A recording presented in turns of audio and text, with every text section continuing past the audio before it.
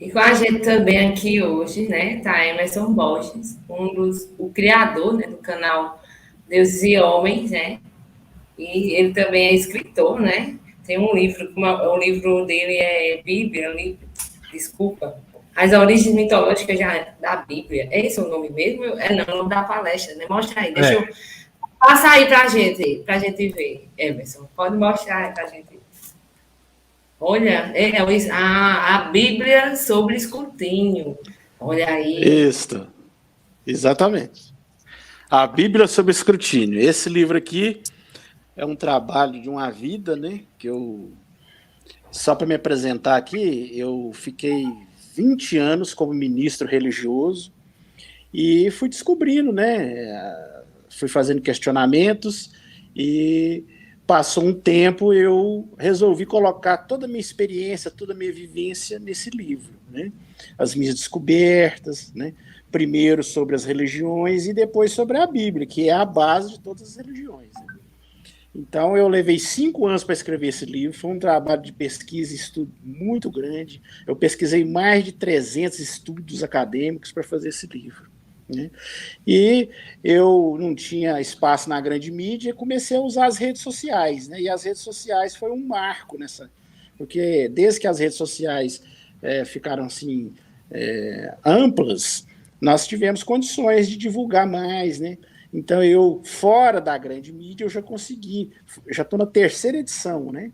Então eu já consegui fazer assim, distribuir meu livro para o Brasil inteiro. E aí eu usei o meu canal no YouTube, né? Deus e Homens, que eu já tenho 18 mil seguidores lá. Eu tenho a minha página no Facebook, que eu tenho 350 mil seguidores. Mas essa página no Facebook é a mais antiga, né? Porque ela já tem 10 anos, né? E até hoje eles não conseguiram derrubar ela. Então, por isso que ela está se aguentando e está crescendo, né? E também tem meu site, né? www.deusehomens.com.br. E se alguém quiser adquirir meu livro, pode adquirir através do site, pode adquirir no meu canal, pode adquirir diretamente comigo no WhatsApp. Né? Pode fazer um Pix para mim, eu envio, o pessoal manda o endereço. Eu tenho feito muito assim, tem dado muito certo. Então, eu consegui aí, sem estar na grande mídia, já consegui vender 3 mil livros no Brasil. Quer dizer, eu acho que isso aí já é uma coisa considerável, né? Então eu fico muito feliz assim de ter conseguido abranger tantas pessoas. E fico feliz tanto a Karina como ao Riba, como ao Rogério, né, ter me convidado. Fiquei muito feliz. Espero que ano que vem possamos fazer esse encontro presencial, porque eu tenho uma grande vontade de ir aí conhecer a Paraíba, né, conhecer todos vocês pessoalmente, né? E estou aqui à disposição, né? Vocês me pediram para falar um pouquinho sobre as origens mitológicas da Bíblia.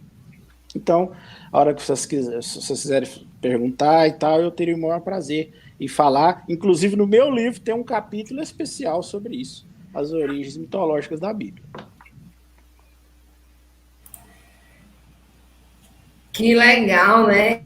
Assim, no caso, eu conheci o livro a partir do momento que o Rogério falou, né? E eu nunca tinha, assim, visto o seu canal. Aí quando eu fui lá, eu vi que realmente uma das coisas que ajuda muita gente a fortalecer nossa descrença realmente é a leitura da Bíblia, não é verdade? Eu só vou dar tchau aqui para a Ribamar para a gente Exatamente. iniciar aqui com a palestra. Tchau, Riba. Então, Emerson, né, gente? Vocês chegaram agora, tá vendo aqui? Ele é um ex-ministro religioso da Testemunha de Jeová e autor do livro Bíblia sobre Escrutínio, né?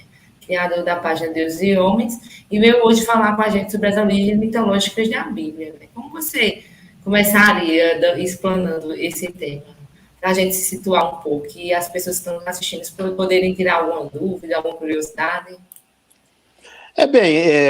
Quando eu era ministro religioso, Karina, uma das coisas que me chamava atenção é justamente isso. Quando eu ia ensinar a Bíblia para as pessoas, eu ia fazer palestras, eu ia falar com as pessoas, elas, assim, certas histórias parece que não faziam muito sentido. E eu ficava assim, pensando assim, mas será que isso é verdade? Será que essas histórias têm base mesmo, né? Então eu fui começar a fazer uma pesquisa, ainda na época que eu era religioso, sobre as origens das histórias que estão na Bíblia. Aí eu comecei a pesquisar sobre a criação, né? O relato de Adão e Eva, comecei a pesquisar sobre o dilúvio bíblico, né? O dilúvio dos dias de Noé, né? E comecei a analisar esses relatos. Aí eu comecei a perceber, nos meus estudos, que haviam relatos, né? Haviam relatos assim muito parecidos de povos que ali viviam perto ali dos judeus, né? Babilônicos, egípcios, sumérios, acadianos, e que esses povos eles tinham lendas semelhantes, né? Por exemplo, a lenda do dilúvio tem um mito ou uma epopeia que chama Epopeia de Gilgamesh. Eu não sei se vocês já ouviram falar, mas é fácil de pesquisar, você só abrir o Google e digitar lá Epopeia de Gilgamesh. Então, vai mostrar justamente esse mito, um mito sumério acadiano, que existem tabuinhas de argila que remontam a 3.000 anos antes da nossa era comum, antes de Cristo, né? Quer dizer, muito antes dos relatos bíblicos começarem a ser escritos, e que já falava de uma história de uma inundação no mundo, e que Deus escolheu um homem, mandou eles construir uma embarcação, né? E proteger alguns animais, algumas sementes. Então eu falei assim, gente, mas puxa vida, né? Tá muito parecido isso aí, né? Tá muito igual, né? Aí eu fui começar a pesquisar não só esse mito, como outros mitos, e fui vendo muitas similaridades, né? Todas as histórias da Bíblia, né? Por exemplo, o mito da criação, né, de Adão e Eva, ele é muito parecido com um mito babilônico que chama Enuma Elish, que é um mito babilônico, que os judeus eles foram cativos na Babilônia durante um bom tempo, e provavelmente quando eles começaram a escrever a Bíblia, porque se você pesquisar os grandes historiadores, tem um consenso de que a Bíblia foi escrita no exílio babilônico. Ela começou os primeiros esboços da Bíblia atual, que é os primeiros 5 livros da Bíblia, que é Gênesis, Êxodo, Levítico, Números e Deuteronômio, que é chamado Pentateuco, ou o Torá, né, dos judeus. Então, esses primeiros livros, segundo um consenso entre os historiadores, começaram a ser escritos, começaram a ser os primeiros esboços no exílio babilônico. Então, ali, eles estavam exilados fora da sua terra, precisavam criar uma história para unificar o povo, para manter as tradições deles. Aí eles começaram a pegar aquelas lendas, semilendas, né, de Noé, de Abraão, né, da criação, e foi montando ali o Gênesis, né, que seria o primeiro livro. E na Babilônia, no Enuma Elish, que era um mito que já era antiguíssimo ali, falava justamente sobre um início perfeito. Ele falava que havia um caos e o deus deles lá, o Marduk, teve que combater o caos para trazer a ordem, né? E em Gênesis fala justamente isso, né? Que era um caos e aí Deus trouxe a ordem. Então, assim, você vê muita semelhança, né? Na Bíblia fala de 6 dias criativos. No Enuma Elish fala-se de 6 deuses principais que começaram a criar as coisas. Na Bíblia fala do homem ser criado do pó do solo. Né? No Enuma Elish fala de se criar o homem, dividir o mar e a terra, né? Quer dizer, a terra seria bem semelhante ao pó do solo. Né? Então, assim, você vai notando muitas semelhanças sobre isso, né? Inclusive, até um termo que tem na Bíblia hebraica, que fala águas de profundezas, se parece muito com um termo babilônico, que é chamado Tiamat, que é um dragão que é venerado no Enuma Elish como chamado Deus das profundezas das águas. E o mar profundo da Bíblia hebraica copiou até mesmo a maneira de se escrever. Então, assim, quanto mais eu aprofundava no assunto, mais eu via que existia essa influência. Quer dizer, os judeus simplesmente eles sugaram aqueles mitos ali que haviam, né, daqueles povos ali vizinhos, e começaram a criar o seu próprio mito. Só que hoje você vai falar isso para os religiosos, eles falam que não, que a Bíblia é sagrada, que foi Deus que inspirou, e que é tudo a palavra de Deus, que essas histórias desses povos é tudo mentira, e que o relato do Gênesis é o correto. Entendeu? Só que, na realidade, esse relato é um plágio, ou uma cópia de outros mitos que já existiam. Isso eu estou citando só apenas alguns exemplos para vocês terem uma ideia, né, sobre essa questão aí.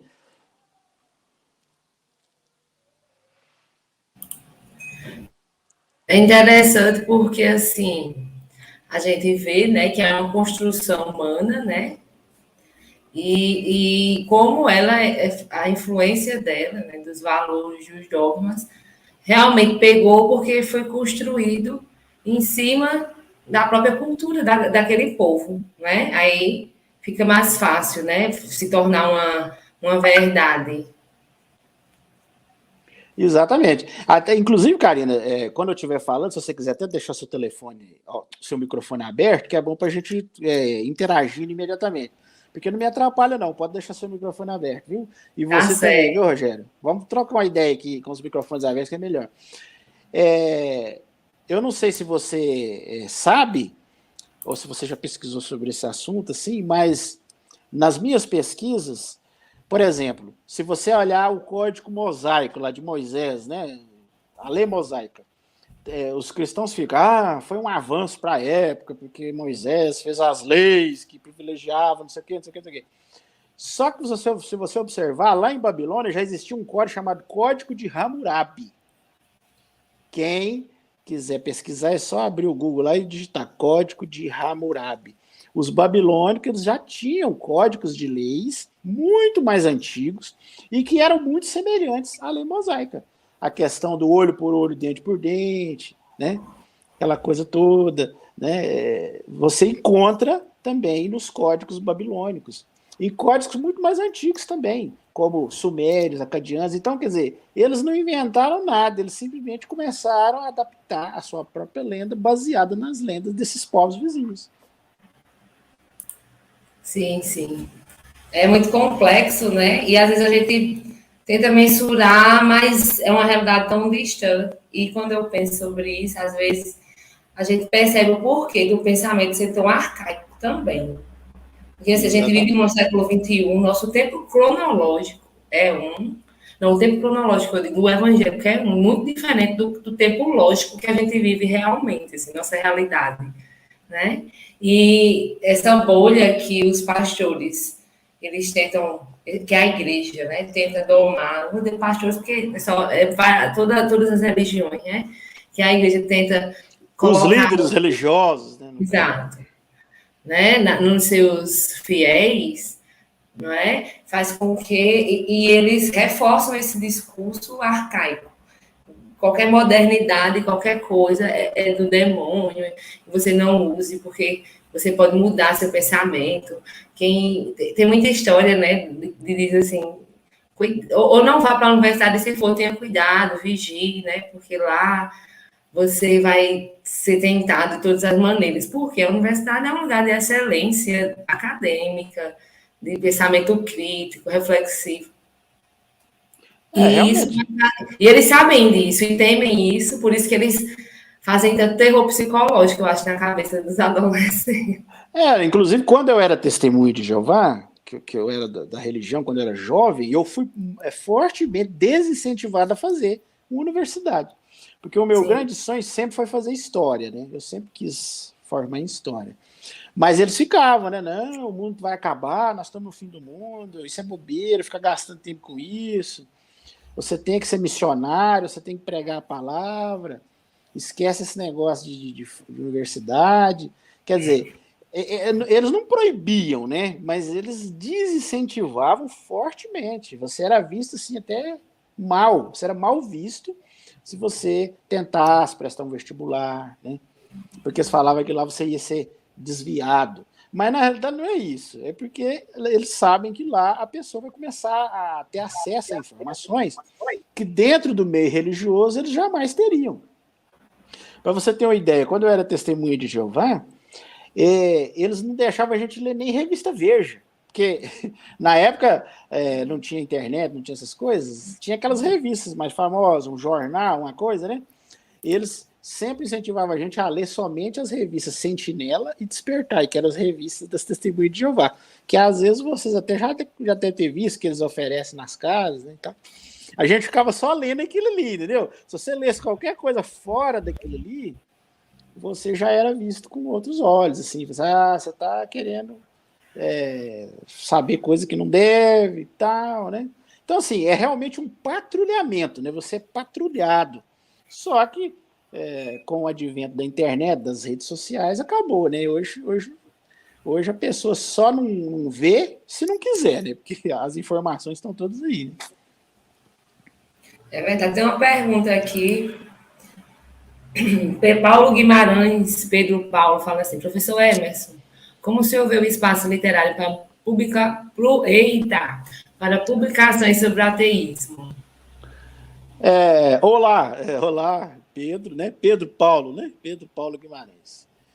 Olha, Pedro, eu vou ser bem sincero com você. Eu, pessoalmente, posso falar do meu caso, né? Eu tive muita dificuldade, viu? Porque os grandes centros, as grandes empresas que publicam livros, eles têm um certo receio com temas assim. Eles acham assim que é um tema que não vai vender muito, porque ele se preocupa muito com a venda. Né? E o Brasil, infelizmente, o nosso país, é um país que tem muito religioso, né? 90% é religioso.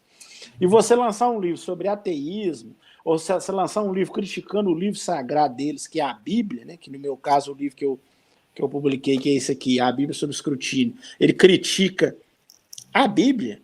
Então, a maioria dos editores, das grandes editoras, não quis publicar meu livro de início, né? Eles, esse tema aí é meio espinhoso, né?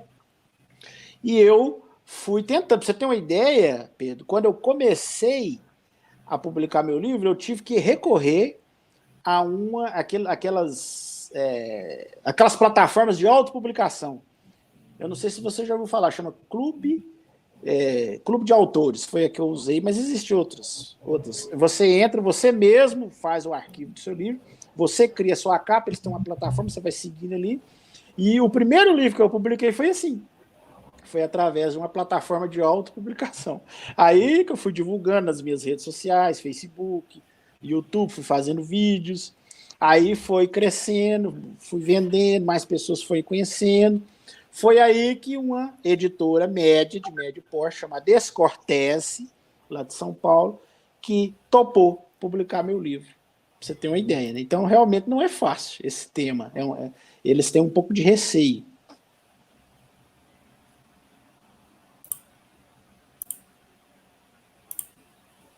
Parou aqui, deu uma travada aqui. Travou Bom, aí. o povo está chegando, dando boa noite, galera. Valeu pelo estar aqui com a gente assistindo. Não esqueça de curtir a live, compartilhar para geral, hein? Antônio Gabriel, tem uma pergunta. Houve algum fato em específico que levou o professor Emerson a sair dos testemunhos de Jeová? Antônio, né? Antônio Gabriel. Olá, Antônio, bem-vindo à live.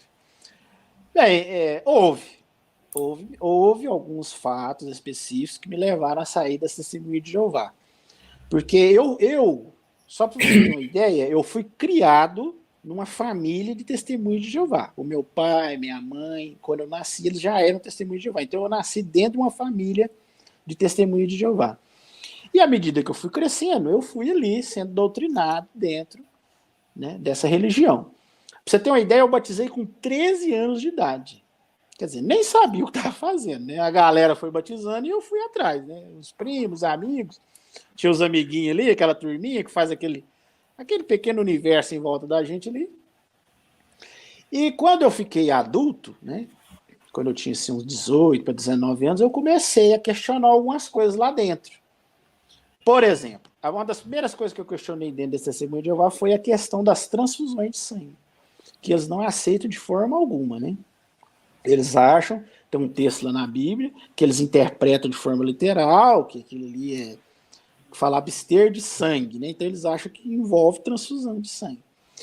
E eu sempre achei meio estranho, porque eu pensava assim, gente, mas como é que lá na época que escreveu a Bíblia, que os povos antigos, nem existia transfusão de sangue, né? Como é que eles, ao falar abster de sangue, como é que eles estavam se referindo à transfusão de sangue, né?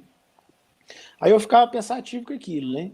E aí eu fui pesquisar mais a fundo, e na realidade a Bíblia fala sobre a questão de comer sangue, porque os povos antigos tinham aquela hábito de fazer sacrifícios e matar animais, e às vezes eles comiam o sangue do animal. E ali falava de comer o sangue.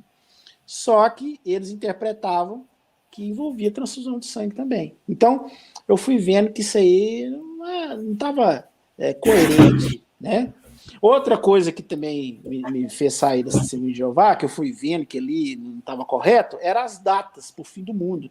Que as Testemunhas de Jeová sempre proclamaram muitas datas. Por exemplo, eles falaram que em 1914 ia ser o famoso Armagedon, né, que é o fim, né? Depois não veio, eles falaram que ia ser em 25. Depois não veio, eles falaram que ia vir em 42, durante a Segunda Guerra. Depois não veio, eles proclamaram a data de 1975.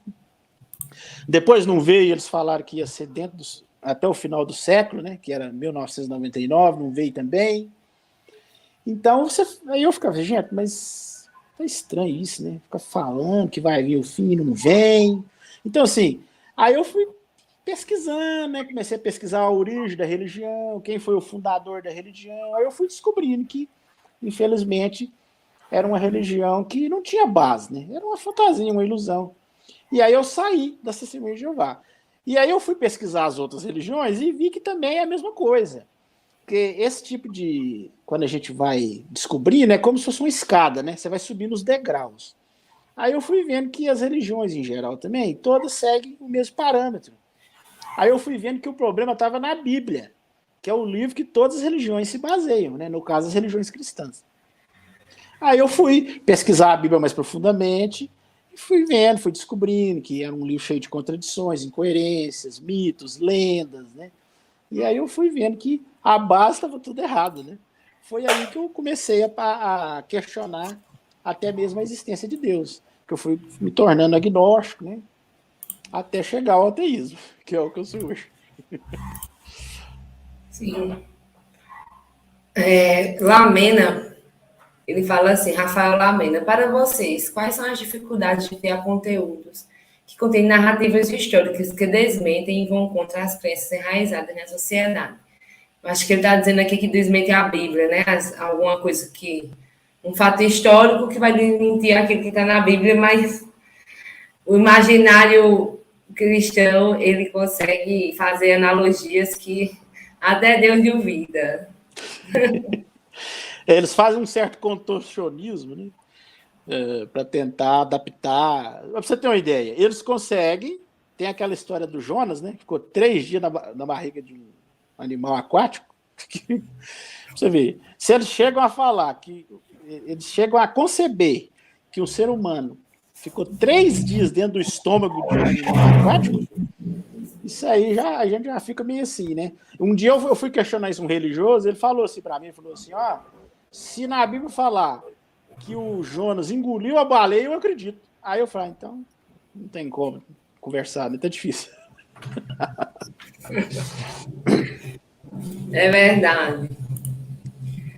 Deixa eu ver aqui, tem mais algum comentário? Gabriel falou assim, mora em Campina Grande, gostaria de manter. Gabriel, depois manda aqui, lá no canal tem um e-mail, manda um e-mail lá que a gente manda um link do grupo do WhatsApp que a gente tem, tá certo? Karina, queria registrar a presença do canal Diabo Rei, grande produtor de conteúdo. Olha aí, assim Diabo sim, Real, Diabo Real, eu Diabo conheço esse canal. Real. Eu tô boa toda, tô lendo bem direitinho. Eu conheço esse canal. Quando eu abri o meu canal, Deus e Homens, ele já existia. Diabo Que Real. Ele é massa! antigo, ele é antigo. É um dos que Vou seguir lá. sobreviveram. Porque muitos foram cancelados, eles derrubaram. Sim. Mas esse existe até hoje. Bem-vinda aí, Diabo Real. Qualquer coisa, estamos à disposição. Então, pessoal, continuando aqui o nosso momento, né? Enquanto vocês quiserem fazer mais alguma pergunta, aí eu vou colocando para os convidados, tá certo? Emerson, você tem mais alguma questão que queira deixar para nós nessa Ah, noite? Olha, eu estou aqui à disposição para quem quiser perguntar alguma coisa e tal. E queria lembrar as pessoas do meu livro, né? Fazer um jabazinho aqui, se vocês permitirem. O meu livro está disponível hoje nas principais sites de venda online do país. Inclusive na Amazon, tem lá, viu? Se você quiser comprar o meu livro, na Amazon tem o formato impresso e tem o formato e-book, que é o digital, tá? E eu acho que no Magalu também tem. E se você quiser adquirir diretamente comigo, se você entrar no meu site, www.deuseomens.com.br, você pode comprar o livro diretamente comigo. Você pode entrar, conversar comigo no WhatsApp, tem meu WhatsApp lá, tudo, né? Aí você faz um Pix, uma transferência, e eu envio o livro para você. Você envia o endereço, eu envio o livro diretamente para você. Muitos têm feito assim, às vezes você quer autografado e tal, aí a gente conversa, eu mando para as pessoas, viu? E nas minhas redes sociais é só você entrar no Google e bater lá, Deuses e Homens. Aí tem o site, tem o canal no YouTube, tem o Facebook, tem o Instagram, tá tudo lá. Aí é só vocês acessar lá para adquirir meu livro. E nesse livro tem vários capítulos, né? E inclusive um dedicado às origens mitológicas da Bíblia, que vocês me convidaram aqui para falar sobre isso, né? Pessoal, olha só, eu vou deixar o link quando acabar o vídeo na descrição. Ele me passou já, tá? Todos os links do canal, do site, do Instagram, do Facebook, porque estamos em todas as redes sociais. Por mais que sejamos minoria, mas estamos espalhados, estamos em todo canto. É Somos, verdade. a gente não estamos calados ou quietos, né? Somos poucos, mas somos loucos, como diz a história. E eu quero também deixar a galera aqui, dar uma boas-vindas à galera do Ateus de Pernambuco, que está aqui em peso também. Vai ter um bate-papo aí esses dias com essa galera também, ó. E agora eu vou passar a fala para Rogério, ele vai falar com a gente sobre Bíblia, livro político, que tem a ver com tudo isso que a gente está falando aqui. Porque, querendo ou não, tudo tem influência na realidade. Se tem influência na realidade, é política, não é verdade? E assim, aí quando eu terminar de falar, a gente volta, todo mundo, e vocês fazem perguntas, seja, sei lá, fala, alguma curiosidade, tá certo que a gente continua o bate-papo. Rogério, seja bem-vindo. Ok, boa noite, valeu. Eu quero reforçar a importância do livro de meu querido amigo Emerson. Cara, né, didático, assim, de uma clareza assim, fenomenal. Né? E para quem não tem familiaridade com a Bíblia, né, esse livro é um roteiro bem interessante, não só para conhecer, mas para levantar questões, traz informações, questionamentos, problematizações, para quem não tem familiaridade com a Bíblia, e até mesmo para quem tenha, como é o meu caso, né? Adquiri logo o livro quando eu soube, né? E aqui o meu é da segunda edição, Emerson. Eu acho que é bastante urgente para que entendamos nossa época, inclusive. Né? E aí eu já emendo, né, sobre o que eu me propus a falar, né? Bíblia, livro político. Né? Eu estava comentando até com o Emerson, quando a gente estava combinando, né? A Bíblia, né, não deveria estar em estantes de religião, em livrarias, em bibliotecas. A Bíblia deveria estar numa prateleira de ciência política. Né? Efetivamente, né, é um livro que tem uma penetração enorme nisso que se chama sociedade ocidental. Né? E eu vou pontuar algumas questões nessa direção. Né? No 22º Encontro de Ateus e Agnósticos, eu tinha também pego um tema, me propus a falar um tema assim, que tem a ver com esse, né? Mas eu falei inicialmente, no 22º encontro, né, em torno da concepção do poder dos evangélicos contemporâneos, o terraplanismo como sendo inerente ao criacionismo. Um criacionista deve ser terraplanista, né? Não há como você eliminar, a não ser fazendo um malabarismo, né, lógico para dizer que é criacionista e não é terraplanista. Eu falei sobre isso, né? E também dei ênfase, né, bastante ao lugar da mulher no contexto social segundo esse mundo da cristandade, né? Para hoje, né, eu retomo esse tema, né, sobre outras perspectivas, né? E aí, assim, eu iniciaria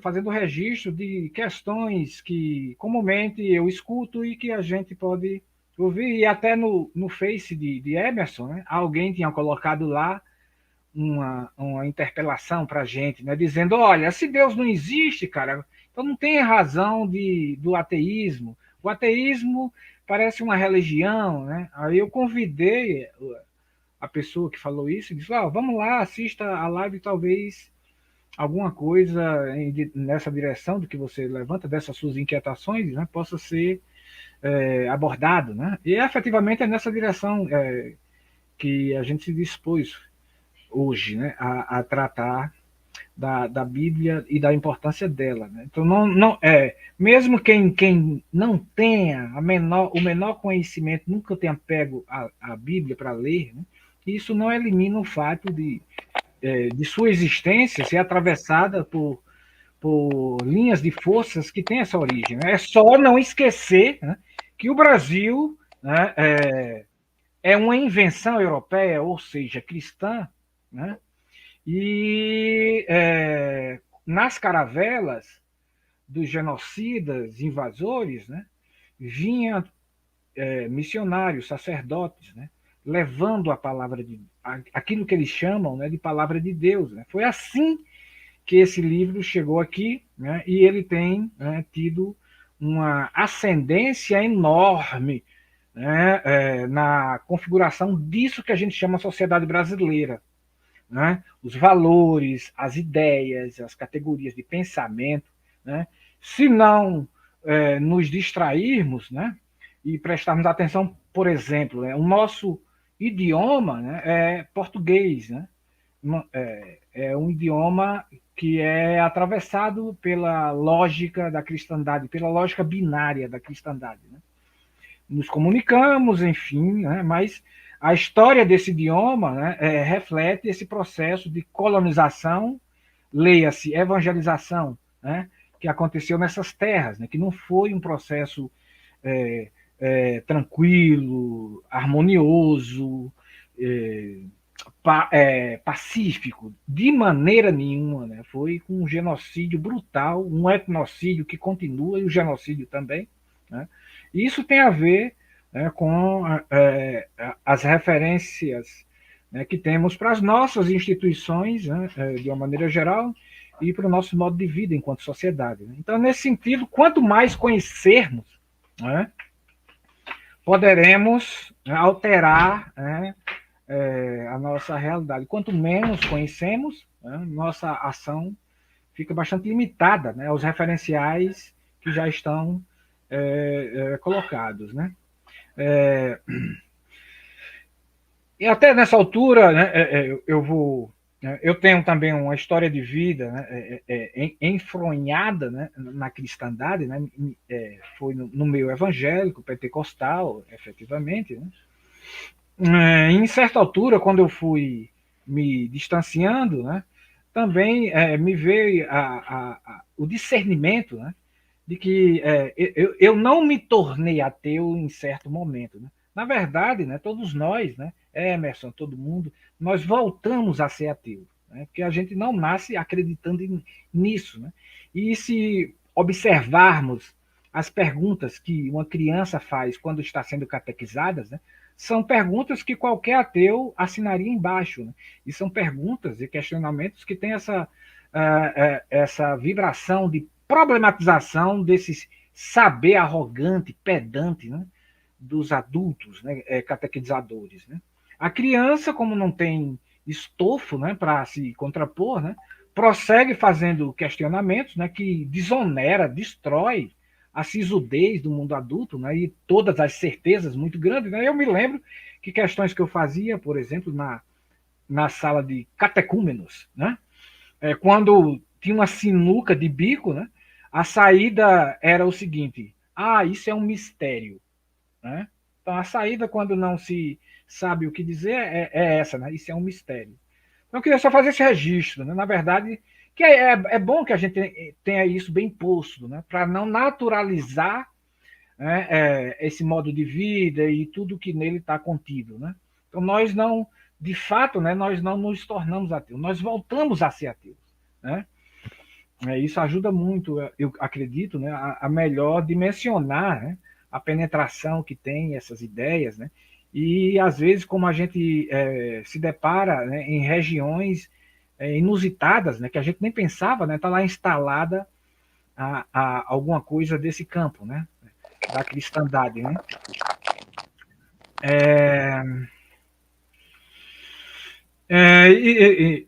Me aproximando, sem ter me distanciado do tema, né, toda a Bíblia, gente, trata de instaurar uma sociabilidade autoritária. Né? Então, o princípio de autoridade, né, tem uma proveniência religiosa.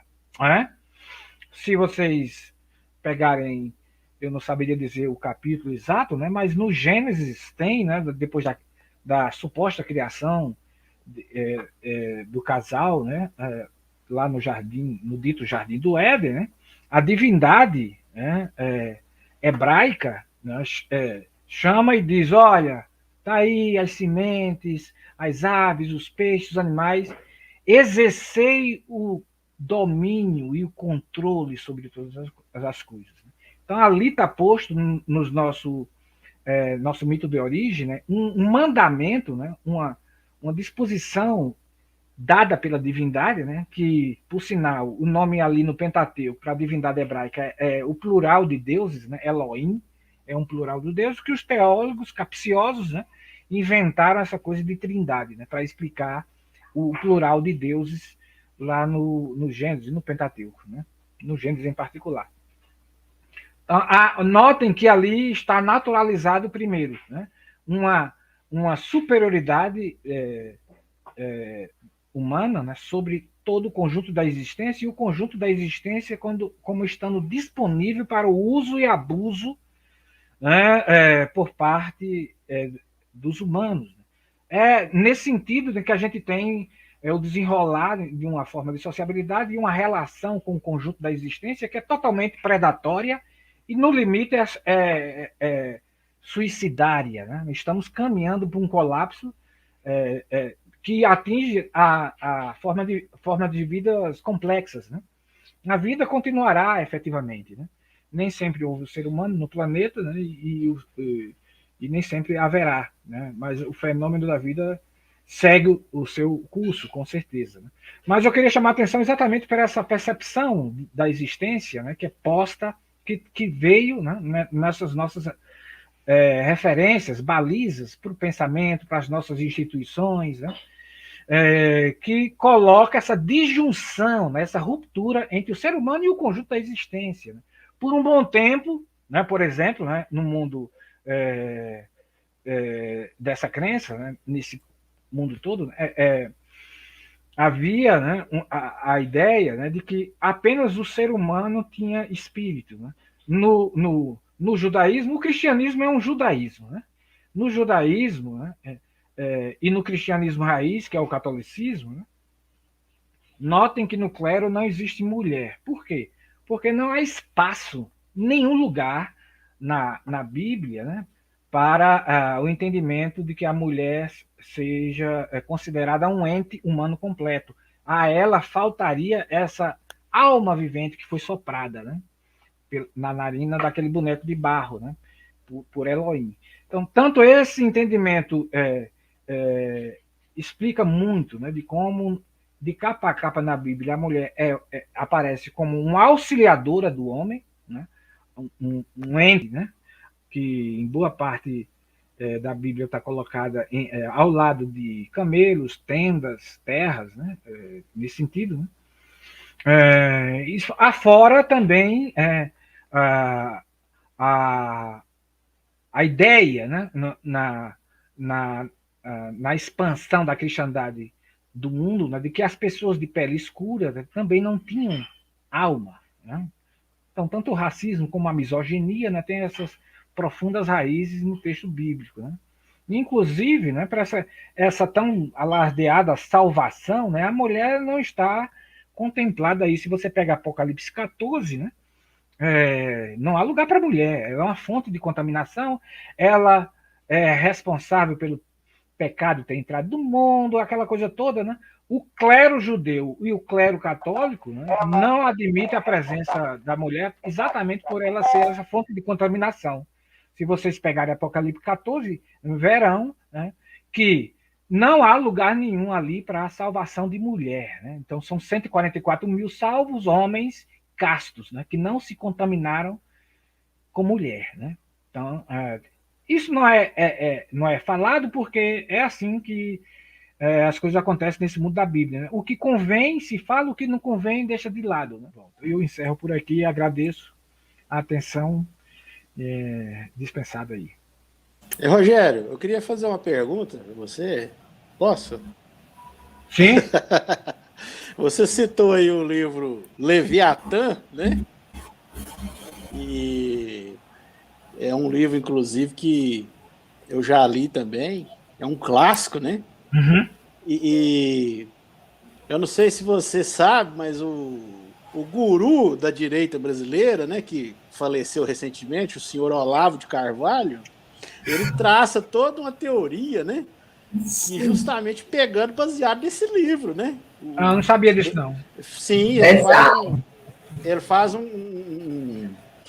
aquela passagem de Jó, né, de Behemoth e Leviatã, que é uma passagem bíblica, né? E ele pega e faz não sabia, né? Ele faz toda uma analogia comparando os movimentos políticos com esses dois animais. E ele fala, se você ler os livros dele, alguns ele fala muito bem isso, que a direita, que é o caso que ele defende, que ele é de direita, né, seria o Behemoth, que é uma estrutura, que é um animal terrestre, é um monstro que fica na terra, tem as suas bases, né? E o Leviatã seria a esquerda revolucionária, que fica no mar, né? Que é mais revolto. Opa! Que causa revoluções, que causa conflitos, né? E ele faz toda uma comparação com isso aí, sabe? Aí eu vi você mostrando aí o Leviatã, aí eu lembrei disso. Que ele faz saber até. Ele faz essa analogia. Ele fala que o Behemoth é à direita e o Leviatã à esquerda.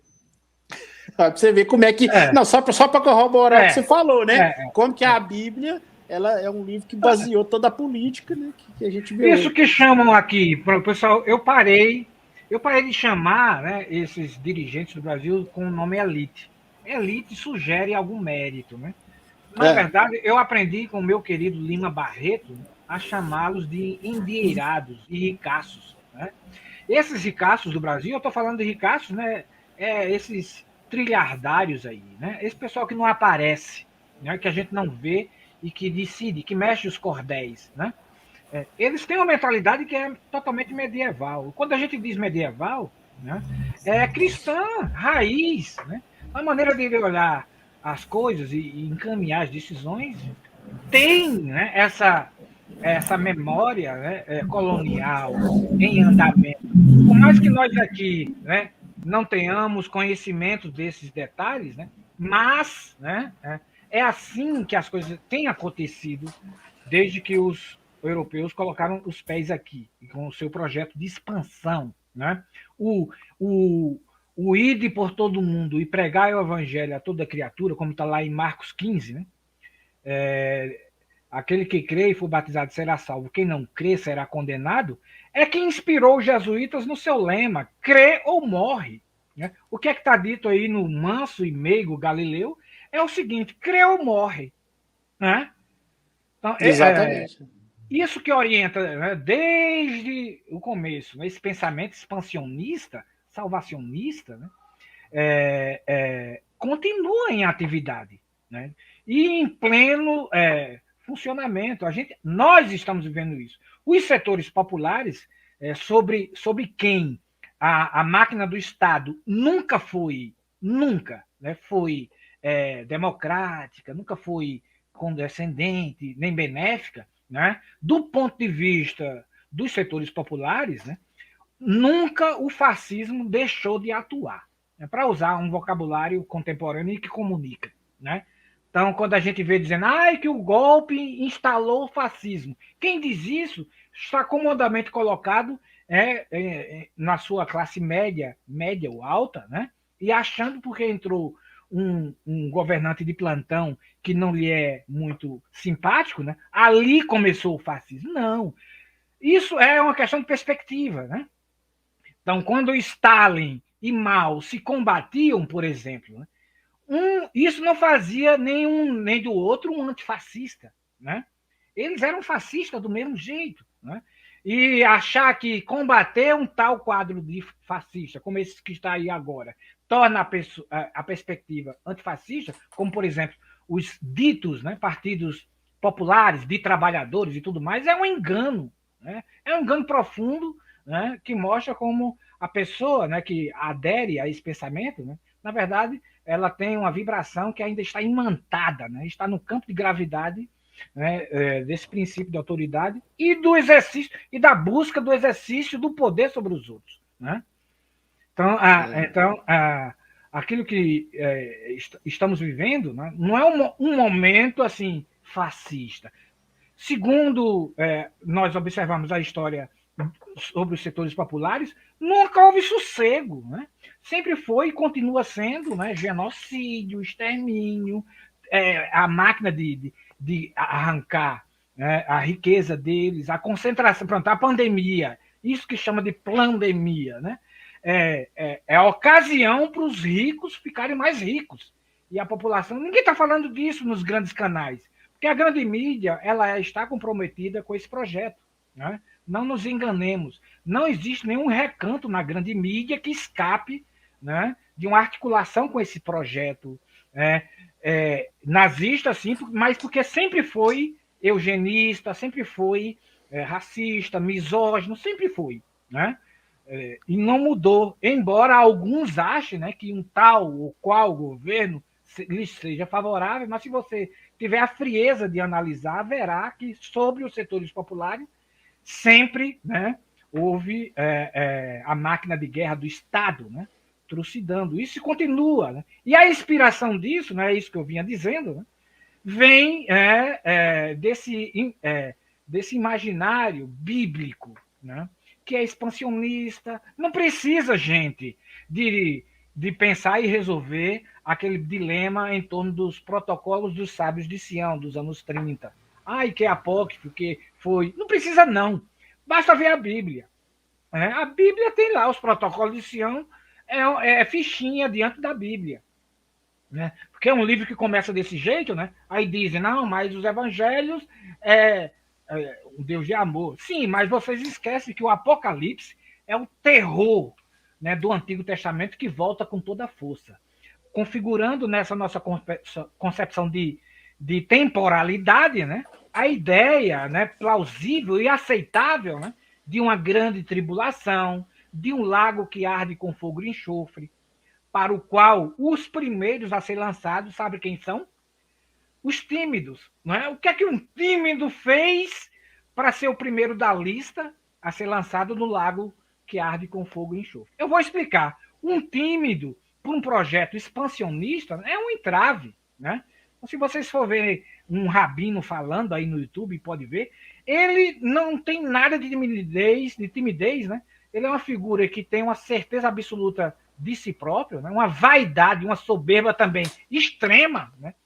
Na proporção dessa divindade dele, né? Um ego inflado, né? Enorme, né? E o que ele quer é colonizar o outro. Né? Então a gente. É verdade. né? A gente, né, enquanto pessoa, cada um de nós, né, eu, vocês, né, a gente se vê em enfrentamentos, né, e é decisivo, né, que haja uma preparação para discernirmos o que está acontecendo. Né?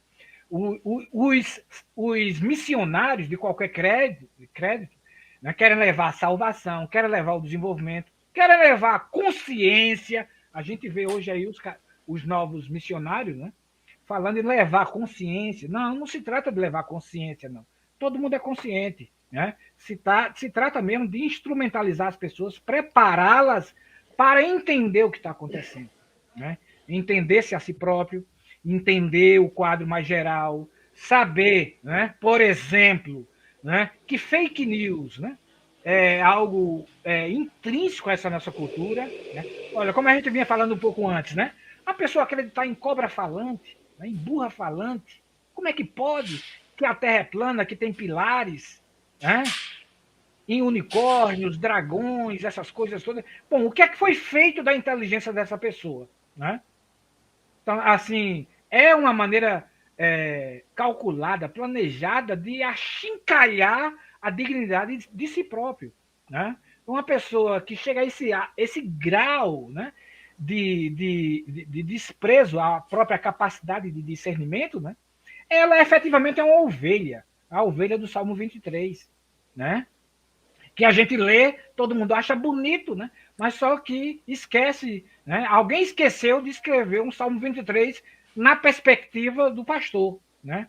Eu acho que um pastor diria assim: eu sou teu pastor e nada te faltará, e etc e tal, e você me dará lã e carne macia para eu comer, né? Porque o Salmo 23, né, fala da ovelha, né? Mas o entendimento de uma ovelha diante do pastor, convenhamos, né, é bastante limitado e a ovelha não tem ideia do que está por trás de tanta caridade, de tanta bondade. Né? É tosquiar e levar para o matadouro. Né? Então, esse entendimento, né, a Bíblia tem essa linguagem simbólica, né, que os endinheirados estão muito bem informados, né, sobre isso. Né? E usam de artimanhas e maneirismos, né, para salivar, né, e envelopar todo mundo. Né? E é isso que Exatamente. tem acontecido, que tem feito. Né? Se nós, né, não colocarmos aspectos, né, de nossa vida em discussão, né, e não insistirmos em ampliar, né, a interlocução, porque não existe interlocução. Né? A gente tem, né, os meios de comunicação com monopólio das notícias, da criação de ideias na sociedade, e que são ideias que convergem para um estado de sociedade, que é esse que a gente está vivendo, né, que lhes é favorável. Né? E não nos são favoráveis. Eu estou falando, assumindo uma perspectiva de quem tem uma história vinculada, né, até ancestral, com a ancestralidade ligada, né, aos setores populares. Né? Então, se a gente usa ferramentas que são dos colonizadores, né, a gente está condenado a sermos atores da nossa própria subalternização. Né? O que aconteceu, por exemplo, é preciso se dizer, por exemplo, em relação a essa questão aí da Ucrânia e da Rússia, né? Mas o presidente, eu vi, né? O presidente da Ucrânia, ele é judeu, ele não pode ser nazista. A pessoa esquece que a gestão interna, o trabalho sujo dos campos de concentração eram feitos por judeus. Né? Eles faziam tanto o trabalho de polícia própria, como quem limpava os fornos crematórios eram os judeus. Né? Na escravidão negra no Brasil, os negros da Casa Grande e os da senzala sustentavam, né, a escravidão negra, empenhados e entusiasmados. Né? E aí inclusive, não querendo te interromper, como diz o Jô Soares, pode interromper. Você falou da escravidão aí, né? Você vê, a Bíblia é um livro que defende a escravidão, regulamenta a escravidão. Exatamente. Né? Foi usado pelos escravocratas, inclusive aqui no Brasil, para ratificar a escravidão, né? Quando as pessoas falavam, por exemplo, os abolicionistas que tentavam lutar contra, aí 90% dos que tinham escravos eram religiosos, eram católicos, e eles baseavam na Bíblia. Eles falavam assim, não, a Bíblia fala que é normal ter escravo, olha aqui, ó, dá preço no escravo, pode bater, mas não pode matar o escravo, você pode receber um escravo de herança, e tal. Então, quer dizer, as pessoas... Aí eu vejo hoje as religiões cheias de pessoas negras seguindo a Bíblia, que é um livro, o absurdo de um livro escravocrata, né? Quer dizer, um negro ser cristão, ser religioso, seguir a Bíblia, para mim, seria isso que você está falando, é a mesma coisa de um judeu nazista, né? Quer dizer, uma coisa totalmente sem nexo. E eu vejo também não só a questão da escravidão, mas aí às vezes fala assim, mas isso é o Velho Testamento, que no Novo Testamento não. Mas, na verdade, no Novo Testamento continua a mesma linha de raciocínio. Jesus nunca falou uma vírgula sequer contra a escravidão. Nada. Ele nunca falou assim, gente, esse negócio de escravidão, isso é abominável. Você escravizar outra pessoa, você ter uma pessoa como algo de valor, né? Quer dizer, nunca falou nada. Inclusive, ele citava várias parábolas falando de escravo, que o escravo bom, fiel, tem que obedecer o amo, entendeu? Pregando essa submissão, né? Mesmo que o amo fosse mal, mesmo que o amo batesse, tinha que aceitar, entendeu? Então, quer dizer... Tanto o Pedro, né, como Paulo, né, escreveram vastamente, né, normalizando, né, naturalizando. Isso, eles usavam a palavra servo, né? Mas é servo. Ué, servo é escravo. Não, quer dizer, isso é só traduções mais antigas, coloca lá escravo mesmo. Exatamente. Então, quer dizer... O livro de Filemão, né? A carta de Paulo a Filemão, Onésimo, né? Que era um escravo, né? Era um escravo fujão, né? Exatamente. Então, quer dizer, eu fico observando e eu fico assim, sabe? O Nelson Rodrigues, que foi um grande dramaturgo, ele falou assim, que os idiotas vão dominar o mundo. Não pela capacidade, mas porque eles são muitos. Então, quer dizer, é demais, né? Outra coisa, eu vejo as religiões cheias de mulheres. Mais da metade do rebanho das religiões são mulheres. A Bíblia é o ápice do machismo. A Bíblia já começa a ser machista logo no relato da criação, no mito da criação, aonde Eva é uma serviçal ajudadora que foi tirada da costela do homem, né? E ela é apontada como a culpada do pecado original, porque a serpente fala com ela, na lenda, né? E ela vai e come do fruto porque ela queria ser igual a Deus. E Paulo fala que ela foi totalmente enganada, quer dizer, que ela foi amar, que ela comeu porque ela queria ser igual a Deus mesmo. E que o Adão só comeu porque ficou com medo de perder a Eva. Que, tadinha, minha mulher, eu gosto mais dela, ela comeu, agora eu vou comer também. Então, quer dizer, a Bíblia já mostra que o homem comeu por amor, né? Amor à mulher, né? Já a Eva não. A Eva queria ser, né, igual a Deus, né? Você vê que não tem um livro na Bíblia sequer que é atribuído a uma mulher. Só homens. Os patriarcas bíblicos tinham várias mulheres. Abraão tinha Sara, teve um filho com a serva, teve uma outra mulher, né? Jacó teve 4 mulheres, casou com 2 irmãs e as 2 servas. Davi teve, que se sabe, 8, né? Salomão disse que teve 700, fora 300 concubinas. Entendeu? Então, assim, a mulher, ela sempre foi tratada na Bíblia como um serviçal, ajudadora e procriadora. Quando a mulher não conseguia ter filho, ela era considerada inútil. Tanto que as mulheres ficavam assim, meu Deus, eu preciso ter um filho. Aquilo causava depressão nelas, aquilo causava, né? Então, assim, como que pode, eu fico me perguntando hoje, não, e nas cartas do Novo Testamento, que o pessoal quer passar o pano, né? Fala, não, mas no Novo Testamento, lá continua falando que a mulher, Paulo fala que a mulher tem que ficar calada na igreja. Se ela tiver alguma pergunta para fazer, ela tem que fazer para o marido em casa. Que a mulher tem que pôr uma constrangedor pano na cabeça para mostrar sua submissão ao homem. Que a mulher ela tem que se sujeitar ao homem.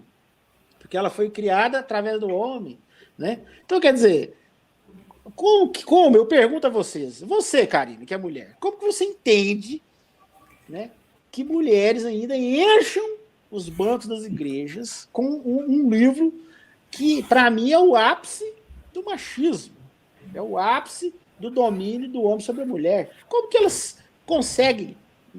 Quer dizer, eu acho assim, a alienação deve ser tão grande, porque como que pode elas não enxergarem isso? Hoje, assim, há alguns segmentos feministas dentro da Igreja Católica, eu acho. Mas, assim, na maioria, as mulheres, eu acho que é aquela coisa, a cultura da submissão é tão forte que ela pensar que pode ser algo além daquilo, né, se transformar como um ser humano e não esse objeto, né, vai fazer com que eu vá para o inferno, tá entendendo? Então, existe também esse pensamento, né, dessas pessoas, dessas mulheres que A estão lá. intimidação, né? E assim, o manejo do medo é muito forte, né? Quando você pega o medo, a desilusão, né? E o desamparo, e você chega com um discurso, e não, mas eu vou lhe proteger, a igreja vai estar aqui para você, mas você não pode questionar isso, você não pode. Mas aí vai ser, mas eu não tenho outra coisa, eu só tenho esse amparo aqui. Então, entra nessa roda, né, nessa roda viva aí, e muitas mulheres reconhecem, ensaiam, lutam para ser mais livres, né, nas suas escolhas. Outras não, outras são totalmente misóginas e machistas também, né?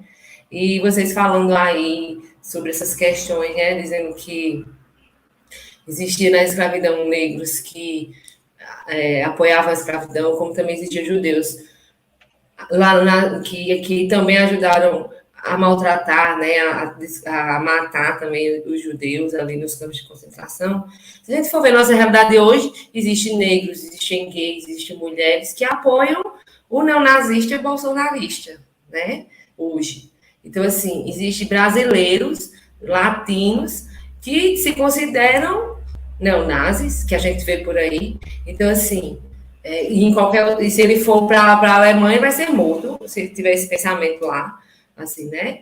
E se for a gente for olhar o tempo, o jeito que a gente lê o mundo mudou daquela época, né? Então existe essa ideia de dominação através da loucura neoliberal aí, né? Não, você pode tudo, na verdade você está sendo dominado e você não pode nada, né? E a igreja ela entra nesse sistema, né, para justamente silenciamento mesmo das mentes, dos corpos. Vocês falam, não, mas a igreja é lá para civilizar. Então, quando eu vou para civilizar, eu subentendo que aquele povo é selvagem, né? Então, eu já desumanizo, essa brutalidade dos corpos. Então, eles fazem isso com as mulheres, fazem isso com os povos que não são civilizados, né? E quando, na verdade, se você for ver, existe uma civilização muito rica ali Os naqueles povos pagãos, né? Que eles falam, os pagãos. Por aí. Eu fico boquiaberto, viu? Eu, sinceramente, eu não entendo como que em pleno século XXI, né, ainda tem gente que acredita que o mundo começou com dois pelados e uma cobra falante.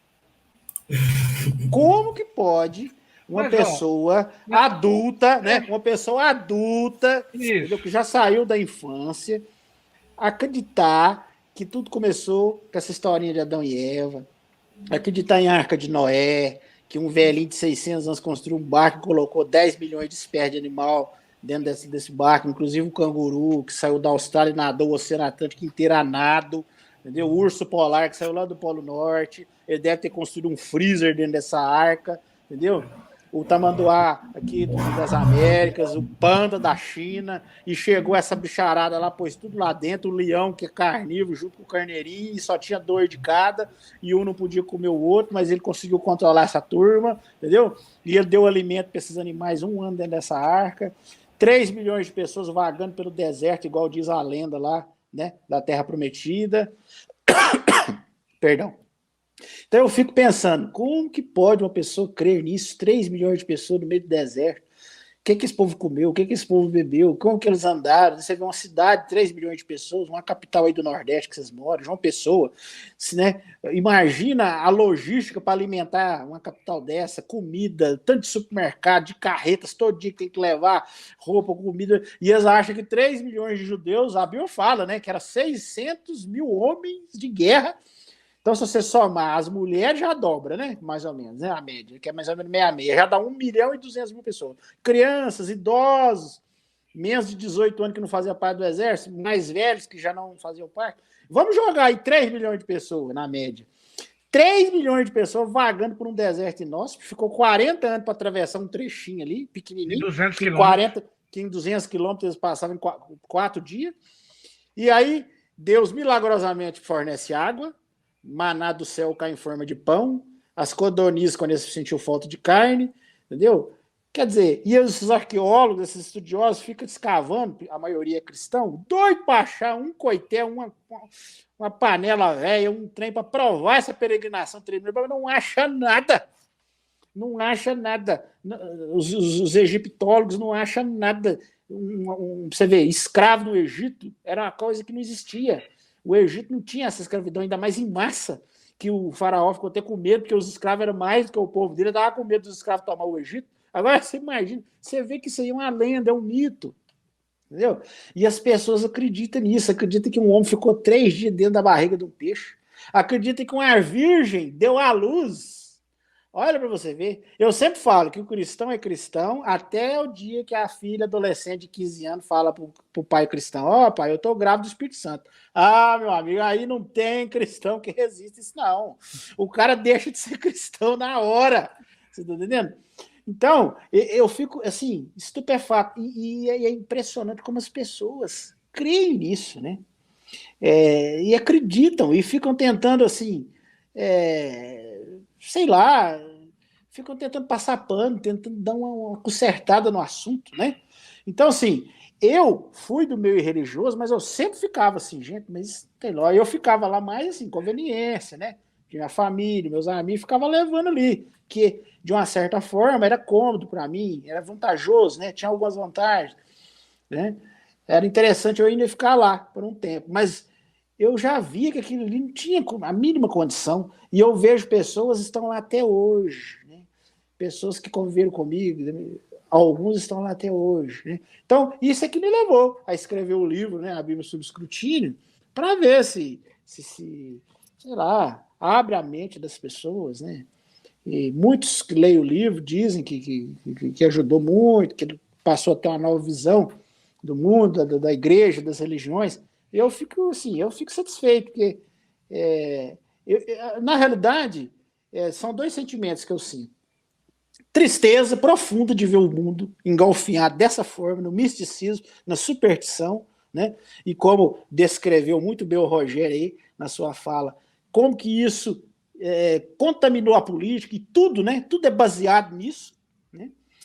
E, por outro lado, fico feliz de ver que alguns às vezes acordam, né? Dessa Matrix, né? Uhum. Tinha uma página na minha época que chamava Fugindo da Matrix. Eu acho que essa página já derrubaram no Facebook. Né, Rogério? Assim, pronto. Tem um conceito na política que em inglês é traduzido para português como apito de cachorro. O cachorro escuta um som que nós humanos não escutamos, né? E adestradores usam esse apito para dar comandos, né? Embora ninguém escute, nenhum de nós escutemos. Então, pegar esse caso, né, para fazer um paralelo com muito do que acontece no mundo institucional, social e da política, né? Como há uma comunicação que é estabelecida entre grupos mais específicos, né? Mais alardeado assim abertamente, né? Então seria nesse sentido que o conceito de apito de cachorro em política, né, fala, né? Por exemplo, se a gente pegar a bandeira do Brasil, né, aí a gente aprendeu desde pequeno que o verde é as matas, o amarelo é a riqueza. Não, hoje sabemos que são cores das famílias aristocratas, né, os Braganças, não sei quem mais lá, que vieram colonizar. E é uma cor que comunica para eles. Se você pegar também as cores das revoluções burguesas, né? As cores inglesa, que foi a Revolução Gloriosa, 1600 e alguma coisa, a cor da bandeira dos Estados Unidos, né? E a cor da bandeira francesa, né? O azul, branco e o vermelho, né? Tem até filme falando que é liberdade, é igualdade, fraternidade, né? Mas é uma comunicação que acontece aí. Por quê? Onde é que a gente encontra essas cores descrevendo uma certa situação? Qual o texto mais antigo? Ou que seria assim mais remoto, né? É só pegar, gente, abram o livro de Esther na Bíblia, né? Vocês encontrarão Esther, né? Tem um nome judeu, mas era Esther. E ela, enfim, com orientação... Na Bíblia eu acho que é Neemias, né? Neemias, uma coisa assim. Livro de Neemias é que conta a história de Esther. Tem um livro de Esther. Tem um livro de Esther. Ah, não, tem mesmo. Esther, verdade, né? Verdade. Aí Mordecai, que era o cérebro, né, e orienta como ela chama a atenção do rei, se aproximar do rei. O rei achou ela muito linda e ela findou sendo uma das esposas. Enfim, no livro de Esther tem uma situação posta, né, que o povo hebreu tinha na realeza lá algumas figuras que eram hostis, né, e que planejaram o extermínio dos judeus, né, e conseguiram fazer com que o rei encaminhasse uma lei num dia queria matar todos os judeus, né? Enfim, Mordecai consegue reverter o quadro, né? E no final de tudo, quando ele é reconhecido pelo rei, né, ele aparece assim, nos degraus do palácio, né, vestido com que cor? Da bandeira da França. É dessa bandeira das revoluções burguesas. Ele, numa veste branca, com uma capa vermelha e uma túnica azul e com uma coroa dourada, né? Essas cores, né, estando na bandeira, né, desses países, né, assinala para alguma coisa que aconteceu no outro nível que não é muito divulgado, né? Então, tanto isso acontece, a Bíblia é cheia dessas estratégias, né, de uma comunicação mais restrita, né, a sua simbologia, né, na verdade, né, que fala, né, eu não entendo, vida eterna, né, essas coisas que são absurdas. Paraíso. Né? Paraíso, salvação, do quê? Né? Mas o efeito prático, né, é tanto dirigido às massas, né, tornar as pessoas desfibradas, e isso em efeito maior. Você tem sociedades, né, disponíveis tanto ao comando, né, como amedrontadas, acovardadas, né, e uma parte minoritária, né, que seria assim o correlato ao pastorado, né, que sabe tirar proveito dessa situação e alimenta essas ideias. Né? Então, a Bíblia, nesse sentido, né, pronto, o tema hoje da gente foi bem convergente nesse ponto, né? A Bíblia é um livro que, mesmo que você, alguém aí que esteja escutando, nunca tenha aberto uma página, né, isso não te isenta de sofrer, né, não só pessoalmente, mas na própria biografia, os seus ancestrais, etc. e tal, né? Sofreu o efeito, né, do que ela vem orientando, né, desde quando ela chegou nessas terras, nas caravelas dos invasores, genocidas, né, e continua hoje com esse mesmo propósito. Né? Então, a expansão do evangelho hoje, né, a gente vê, né, a grande mídia tem espaço, as grandes editoras abrem espaço. Né? Por quê? Porque é de interesse dos endinheirados, né, que essa mentalidade, né, assustada, desfibrada, em pânico, que é consideravelmente reduzida em termos de compreensão do que está acontecendo, não é estimulada, né, a ter da existência natural e social e subjetiva, né, um entendimento mais consistente. Né? Então, esse emburrecimento coletivo, né, é a condição para a existência desse quadro, tanto no Brasil, que a gente está vendo, mas no mundo. Né? Eu lembro para os meus ex-irmãos, né? Eu digo, olha, gente, o mundo está sob regência de sociedades que se inspiram nesse livro. E olha como estamos em termos globais e locais. Né? Olha onde isso está nos levando. Ao colapso, né? Colapso total. Não, e um ser imaginário, né? Que você vê. Jesus Cristo, se você for fazer... Inclusive no meu livro eu falo sobre isso, sobre o Jesus histórico, né?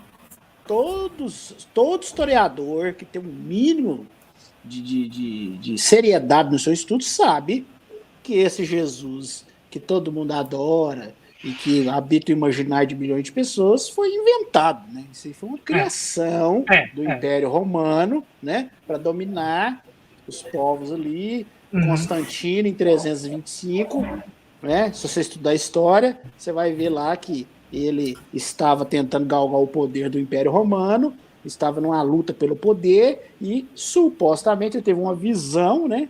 Ele viu lá na ponte do rio Milvio, ele viu uma luz brilhando e os cristãos nessa época já eram uma parcela considerável do Império, né? Porque em 325 era bem diferente de 66, quando Nero pôs fogo em Roma e pôs a culpa nos cristãos, né? Eles eram um grupo pequeno, mas agora eles já eram um grupo maior, era um grupo grande, né? E aí ele simplesmente fala que resolveu ser cristão. Por quê? Porque 40% do império já era cristão. Então aí ele consegue abraçar essa grande massa que tinha no Império, faz um concílio, que é chamado Concílio de Nicéia. Ali ele reúne lá os principais bispos das igrejas, que as igrejas cristãs eram tudo esparramadas, cada um tinha seu próprio conceito sobre o Jesus, né? E ali ele tenta impor um dogma único, ele tenta ali pôr ordem na casa de Deus, né? Como eu falo o ditado, né? Ele tenta colocar ordem na casa de Deus. Aí ali sim começa o cristianismo, porque até então o cristianismo eram várias igrejas espalhadas pelo mundo, cada uma com a sua visão de Jesus. Existiam os gnósticos, existiam várias ramificações, né, os docetas, né? Existiam os seguidores de Marcião, que tinham uma visão totalmente diferente, havia um debate sobre quais livros eram inspirados ou não, né? Então, quer dizer, você vê que foi uma construção, né? Existem dois ramos entre os historiadores. Os que acreditam que existiu um judeu comum, como nós, né? Uma pessoa comum, não que nasceu de uma virgem, que fez milagre, que morreu e foi ressuscitado. Não, uma pessoa como nós. Existiram vários, inclusive, né? Vários messias na época, e que um deles pode ter sido a origem da construção do mito, que aí, à medida que foi passando o tempo, eles foram construindo um mito em volta dele. E tem aqueles que já descartam totalmente, acham que foi criado totalmente, do nada, assim, criado baseado nas mitologias antigas. E se você pegar o conto do herói, né? O conto do herói, a jornada do herói, você vê que Jesus se encaixa ali, são 25 pontos, ele se encaixa em 22. Né? Quer dizer, nasceu de maneira milagrosa, teve seguidores, atraiu discípulos, né? Foi morto, ressuscitou. Se você olhar a história dos heróis antigos, do deus Mitra, Dionísio, se você olhar a história do deus Horus, se você olhar os deuses persas, você vai ver que há muita semelhança nessa jornada do herói aí, né? Então, a gente percebe que esse Jesus que hoje as pessoas conhecem e habitam o imaginário delas e elas depositam sua fé, foi algo criado, algo inventado. Para mim, foi a maior fake news que já existiu na história da humanidade, né? Porque, veja bem, como que pode, né, a pessoa fica falando de fake news, só que a maioria das pessoas acredita numa fake news. Que Jesus foi a maior fake news que já existiu. Porque, veja bem, se existia um Jesus, uma pessoa comum como eu, como você, como qualquer um, Provavelmente ele era analfabeto, porque ali se falava o aramaico. Os evangelhos foram escritos em grego. Então, quer dizer, a maioria ele não sabia nem falar grego, muito menos escrever grego, né? Que é uma grande diferença você falar uma língua e escrever corretamente, né? E os apóstolos também, notoriamente, eram todos indoutos e comuns. A própria Bíblia reconhece isso, que os sacerdotes lá falam, né? Como que esses homens podem ter feito isso, vocês não sabem nem ler direito, né? Existem só 2 passagens na Bíblia que dá a entender que Jesus sabia ler. Quando ele lê lá na sinagoga da cidade dele lá, e quando aquele texto de João que ele salva uma meretriz, ele começa a escrever na terra, assim, diz que ele começa a escrever no chão. Mas todos esses textos já foram comprovados que foram interpolações, foram acrescentados justamente para dar a entender que Jesus ele era alfabetizado. Porque não há nenhum escrito, ele não escreveu nada e os discípulos não tinham condição de escrever nada. Os discípulos eram pobres pastores que viviam na Galileia rural, não tinham a menor condição de escrever nada, ainda mais em grego. Porque as cópias que nós temos hoje, mais antigas, são de 200 anos, 150 anos depois de Jesus. Cópias de cópias de cópias de cópias que foram sendo feitas, né? E nós temos, assim, alguns manuscritos, né? Alguns fragmentos. O fragmento mais antigo que existe é de um trecho do Evangelho de João que data de 160 da nossa era. Jesus morreu em 33. É um fragmento. Então, assim, cópias completas, mesmo 200, 300 anos depois, né? Então, a história que fala lá nos evangelhos, que os apóstolos aqui escreveram, que Mateus escreveu, que o Marcos, não sei o quê, isso aí, a gente sabe que isso aí não tem a menor condição. Existem relatos nos evangelhos que relatam histórias que aconteceram depois da destruição de Jerusalém, né? Mateus fala da destruição de Jerusalém, como que foi, os exércitos romanos cercando a cidade. Quer dizer, isso tudo indica que foi escrito depois, muito tempo depois, né? Então, na realidade, o que provavelmente pode ter acontecido foi que talvez um pregador ou vários, né, reuniram alguns discípulos, depois foi morto, porque Roma matava mesmo, começou a causar tumultos, matava mesmo, não perdoava, e esses discípulos foram criando uma lenda através da transmissão oral, né? A cada ponta aumenta um conto, aí vai contando, e a gente percebe isso nos próprios evangelhos. Se você pegar o evangelho de Marcos, que é um evangelho mais curto, mais simples, Jesus cura um cego. No mesmo relato em Lucas já é 2. Quer dizer, já vai aumentar. Entendeu? Em Marcos, Jesus é só um profeta de Deus. Ele não nasce de virgem, ele não é. Já em Lucas e Mateus, ele já nasceu da virgem. Já em João, ele é o Deus encarnado. Aí já virou o Deus encarnado. Aí já não precisa nem. Né? Então, quer dizer, você nota essa construção do mito Jesus, né? Como que ele foi sendo construído. Né? E aí Constantino pega essa história e resolve escolher ali 4 evangelhos que melhor se harmonizavam com o que ele queria, e criou a Igreja Católica Apostólica Romana, que é a base de todas as igrejas, né? Que da católica que surgiu os protestantes na Reforma do século XV, os ortodoxos no século V, né? Depois veio os pentecostais no século XIX, os neopentecostais, né? E tudo isso aí que a gente vê aí, essa árvore cheia de galhos, né?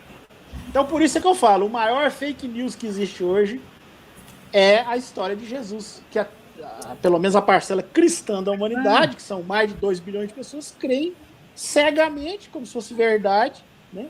E morrem por isso, né? Morrem, chegam a sacrificar por uma grande fake news. Então, quer dizer, eu procuro falar isso no meu livro, eu tenho 3 capítulos no meu livro que eu falo sobre isso, a construção do mito de Jesus, os evangelhos, eu vou falando sobre isso, como que foi o trabalho de escolha dos livros, né? Que levou mais de 500 anos. Essa Bíblia que a gente tem hoje, uma pessoa achar que essa Bíblia, ela exala exatamente o que foi escrito lá no início, né? Quer dizer, você vê, ó, escreve numa língua. Por exemplo, a Bíblia toda foi escrita em hebraico clássico. Aí o hebraico clássico morre, eles resolvem, em 200 anos de Cristo, a parte hebraica, traduzir para o grego, na Septuaginta grega. Aí, depois do grego, eles resolvem passar para o latim, em 500, com São Jerônimo, o tal São Jerônimo, né? Depois do latim, a língua vai morrendo, eles passam para as línguas modernas, inglês, espanhol, alemão, português. E em cada língua tem 7, 8, 10 versões da mesma Bíblia, cada um de um jeito. Você pega uma Bíblia, tem lá um livro que na Bíblia Católica tem 7 livros que não tem no Evangelho. Na Protestante, tem trechos da Bíblia que você vai lá, tem um trecho numa Bíblia, na outra é um traço. E tem aquela numeração para você achar os... Né? Aí tem trechos lá que eles acham que não é legal, eles vão lá e põem um traço. Tem passagens inteiras que tem numa Bíblia e não tem na outra. Esse que eu citei da prostituta, da adúltera, né, que Jesus salva, tem Bíblia que não tem, que fala que aquilo ali foi depois, que acrescentou. Isso é só um exemplo. Marcos tem Bíblia que tem 2 versões, a versão longa e a versão comprida. Ó, a versão longa e a versão curta. Então, assim, a gente fica impressionado de ver. Se eu for falar, que eu vou ficar horas e horas falando, né? Então, resumindo, para mim, a maior fake news que existe, se eu falo tanto de fake news, né, tá na moda, é a história do cristianismo. Uhum. Pode crer. Ei, gente, a gente já está chegando aqui a 2 horas de live.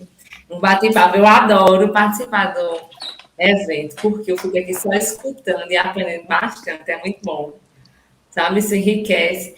E, assim, um dos motivos para a gente fazer isso, e tem mais, vamos fazer online, mas a gente vai fazer justamente isso, assim, para que mais pessoas possam escutar, mais pessoas possam conhecer, né? E ver que a verdade ela não é absoluta, que a realidade ela é transformada a cada época, e a gente precisa de ler, precisa de ter esse pensamento crítico, né?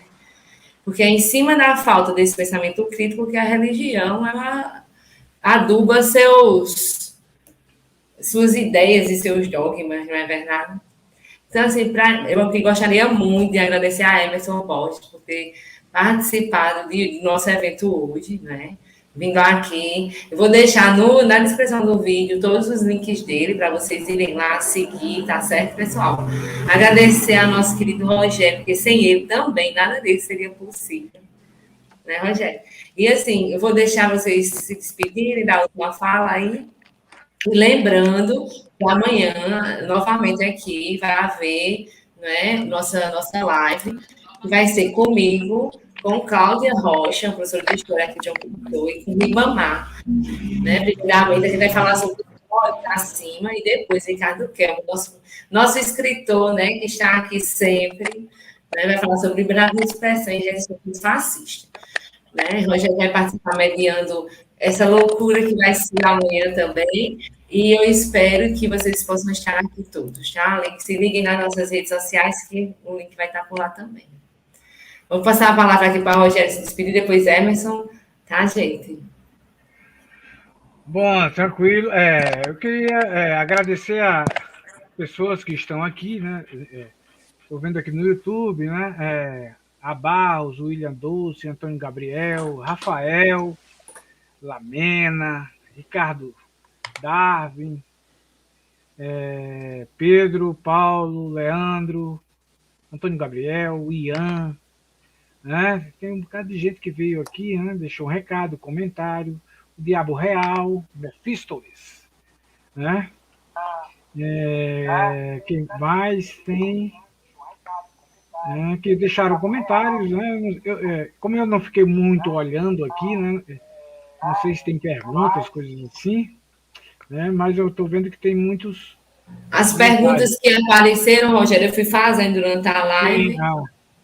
Aí, e fui rodando os comentários aqui da galera, participou aqui, gostaram muito, todo mundo elogiando aqui nossa live, que massa. Flávia Mendes, Tereza Carvalho, né?